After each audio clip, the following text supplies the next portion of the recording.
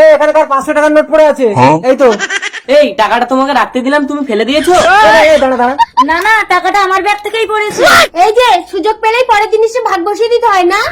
এই দাঁড়া দাঁড়া, তোমরা এই জাল 500 টাকার নোট নিয়ে কেউ ঝগড়া করো না। এটা জাল টাকা নাকি? তাহলে আমার না। ঠিক আছে দাঁড়া। এই ভাই এই সত্যি কথা বলে, এই জাল 500 টাকার নোট কার? আরে দিদি তো বলছে টাকাটা ওনার ব্যাগ থেকেই পড়েছে। আরে দিদি তো বলছে দিদির ব্যাগ থেকে পড়েনি। সত্যি কথা বলবি, এই জাল নোটের কারবার কে করে? আমি কিন্তু পুলিশকে ডাকবো বলে দিচ্ছি।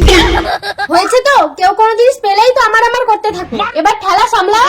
বাবু আর কোনো দিন কোনো জিনিস আমার করবো না।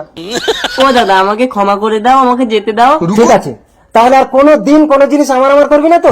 না। আমার করলে কিন্তু কেস খাবি। যা। তা ওটা দাও। কেন, এটা কার?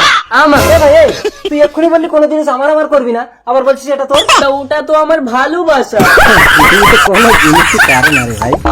ও স্বামী, তুমি আমার পার্স থেকে 500 টাকার নোট বের করে এনে আর এদেরকে ম্যাজিক খেলা দেখাচ্ছ? আসলে এটা আমারই টাকা, একদম আসল। এটা ফেলে দিয়ে পরীক্ষা করে দেখছিলাম টাকার জন্য মানুষ কতটা নিচে নামতে পারে। এই চলো, টাকা দেখলেই কি আমার করতে হয়? আসুন দাদা,